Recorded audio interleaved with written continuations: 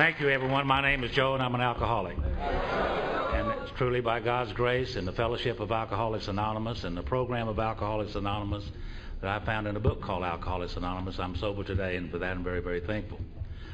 Charlie. Hi, everybody. My name is Charlie Parmlett. I'm a very grateful recovering alcoholic. Hi, Charlie. Because I'm a member of the Fellowship of Alcoholics Anonymous, and by the grace of the power that I found in the 12-step program of Alcoholics Anonymous, I haven't found it necessary to take a drink for 10,516 days today, one day at a time, and for this I'm grateful. It's great to be here.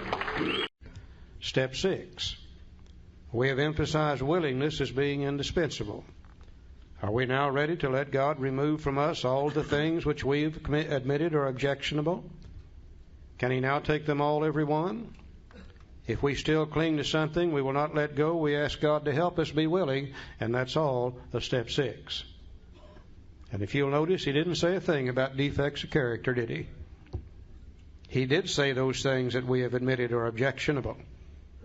Now, surely, in step 4 and 5, when we looked out into that 5th column, and we saw that old selfish, dishonest, self-seeking, frightened, inconsiderate character that we had become, when we saw that those are what cause us to do the things that hurt people, they in turn retaliate, we in turn resent, we're afraid, we're filled with guilt and remorse, causes us to drink, then surely those things in the 5th column have now become objectionable to us.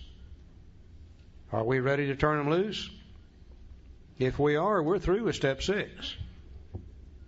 The book recognizes, though, that self cannot always overcome self. Because it says if we're not ready, we ask God to help us be willing to turn these things loose. Now, you would think when we see what they do to us, we'd be more than willing. But sometimes we're not. You know, we human beings are funny people.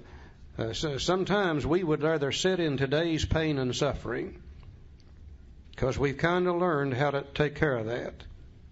Sometimes we would rather sit in today's pain and suffering than take a chance on changing in the future because we don't know what change will bring. You see, if I have to get rid of my selfishness and become unselfish, then how am I going to get what I want in the future? If I'm going to have to get rid of my dishonesty and start operating honestly, how in the hell am I going to make a living? I don't know nothing about honesty when I get here. If I'm going to have to start getting rid of my self-seeking, frightened character and start operating on courage, that scares the hell out of me. I don't know nothing about that. If I'm going to have to start considering other people and their needs and their wants, then who's going to take care of me? Sometimes we would rather sit in today's pain than take a chance on changing in the future. And the book recognized that and said if you're not willing, you ask God to help you be willing. And with God's help, we become willing. We're through with 6. When ready, we say something like this: My Creator, I'm now willing you should have all of me, good and bad. I pray that you now remove from me every single defect of character. Whoop. We're in step 7 now. And it said shortcomings, but here he calls, see what he's done to us? He confused the hell out of us, didn't he? You betcha. I pray you now remove from every single defect of character which stands in the way of my usefulness to you and my fellows. Grant me strength as I go out from here to do your bidding. Amen. We then completed step 7. Are you ready to have God remove them? If you are, you're through with 6. Have you humbly asked Him to take them away? If you have, you've done step 7. But I hope you don't make the mistake I did. I assume that now that I'm ready, and God being all-powerful, all I've got to do is turn to God and say, okay, God, here I am, warts and all. Zap me and give me the $29.95 special, and I'll never have to worry about this stuff again. I found out it won't work that way. God will do for me what I can't do for myself. I simply do not have the power to remove a character defect. Only God has that power. God will not do for me what I can do for myself. And what I can do for myself is find out the opposite of that character defect. And then with God's help and all the willpower I can muster, in every situation that comes up, try to practice the opposite. Because you see, God can't take away my selfishness and leave another hole in my head. It's going to have to be replaced with the opposite, which is unselfishness. And when I first got here, my mind was a set of mental habits ingrained in 38, 39, 40 years of living. The habitual thing for me was to react selfishly. And the only way you break a habit is to work against yourself. And if I ask God to take away selfishness and I start trying to practice unselfishness, slowly the old habit dies and a new habit takes its place. And over a period of years, I have become an unselfish human being. I am not what I was when I first got here. If I want God to take away dishonesty, then I must do my part, which is to practice honesty in every situation that comes up. And God, that's hard for me to do. That is so alien to my nature. And I can't practice honesty without God's help. But with God's power, all the willpower I can muster, I can force myself to be honest. And slowly, the old idea dies and a new one takes its place. The habitual thing for me today is to react to any situation with honesty. If I want God to take away fear, then I've got to kick myself in the butt and practice courage. If I want Him to take away inconsideration, then I must start considering other people and their needs and their wants, and slowly the old idea dies and a new idea takes its place. The book says, we were reborn. I am not what I used to be. Now, I'm not completely unselfish, never will be. I'm not always completely honest. Sometimes I'm afraid, and at other times I'm inconsiderate, but the majority of the time, I'm an unselfish, honest human being with courage, considering other people first. You know, I think you and I are the luckiest people in the world. We have the opportunity through these two little steps right here to live 2 lifetimes in 1 lifetime. Most people out there are sick. Most of them are going to the grave sick, not even knowing they're sick. We not only know we're sick, we know what's wrong with us. We found it in steps 4 and 5, and in 6 and 7, we can do something about it, and we can change it, and we become entirely different human beings.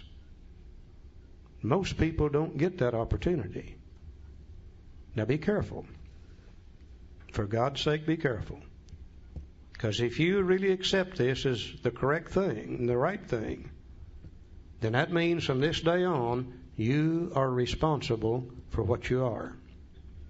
I can't blame it on Barbara any longer.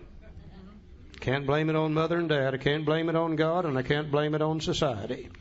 If I stay selfish, dishonest, self-seeking, frightened, and inconsiderate, it's got to be because that's the way I want to be. I no longer have the luxury of blaming it on others because I don't have to be that way. And you know what I found out? I found out that when you become unselfish, people start kind of liking you a little better than they did before. I found out when you start becoming honest, well, hell, you feel better about yourself. That's the way you build self-esteem, is to do the right thing for a change. I found out when I practice with courage and operate on courage instead of fear, I do things that makes me feel better. And I quit doing things that used to make me feel so bad. Oh, I found out that there's real pleasure in considering other people first and giving to others before you take for yourself. I didn't know that. How in the hell could I know that? I'd never been that way before. This thing absolutely amazes me in what happens to us and the simplicity of this thing if we'll just do what the book says. Joe? You know, there's always a paradox in AA. To give you an idea what a paradox is, how many of you have ever called your sponsor so you could listen? We always call them so we can talk, right? That's the paradox. And the paradox here in these 2 steps is that they use the doctor's opinion in the first 4 chapters to do step 1 and 2. 3.5 pages for step 3, 8 pages for step 4, 4 pages for step 5, and a whole chapter devoted to working with others. The paradox is that two of the biggest steps in all of Alcoholics Anonymous is on two little paragraphs, 6 and 7. And these are the tools of change. These are the tools of acceptance. A lot of people talk about just running around accepting things. I accept this, I accept that. Well, I can't do that. Acceptance comes after some actions. 6 and 7, the acceptance comes after the actions of 6 and 7.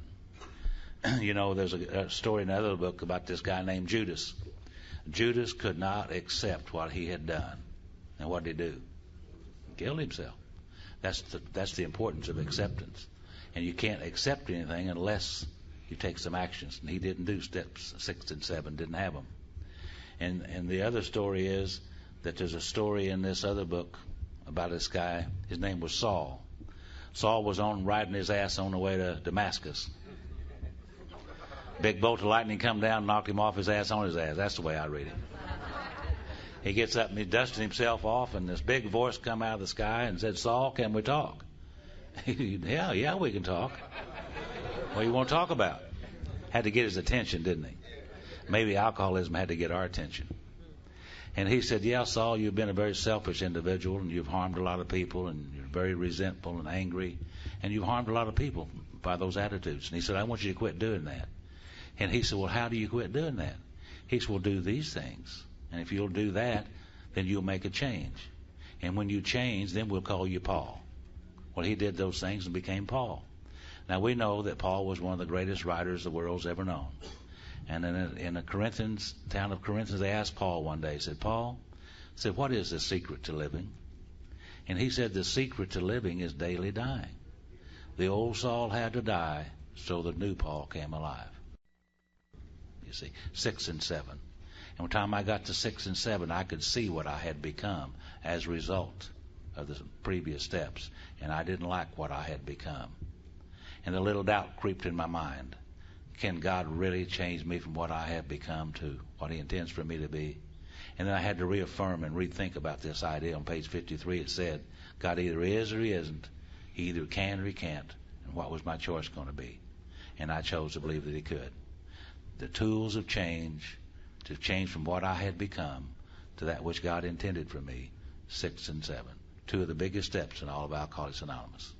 Now, just before the break, I want Joe to tell you one little story about buying some salad to show you practicing this thing. I was hoping he wouldn't do that to me this morning. A few years ago, I went into the grocery store to buy some salad and some stuff to fix for a salad. That night was having steak, and I went in there and bought this stuff and came back up to the register, and I was going to pay up. And I gave this lady $10, and she took the $10 and stood right there and counted me out change for a 20. And I watched her do it. And I picked up that money and I put it in my pocket, and I got out of my car and I sat there and I said, "Well, you big dummy. You sold out for $10. I thought it was worth more than that, you know. I'm glad it wasn't less than that. And so I took the money back in there and I told the lady, I said, "You know, I'm a member of a fellowship that requires me to be honest, and you gave me too much money, and I want to give you this $10 back." And she said, "You know, I never heard of a fellowship like that." I said, "Well, I hadn't either until a few years ago."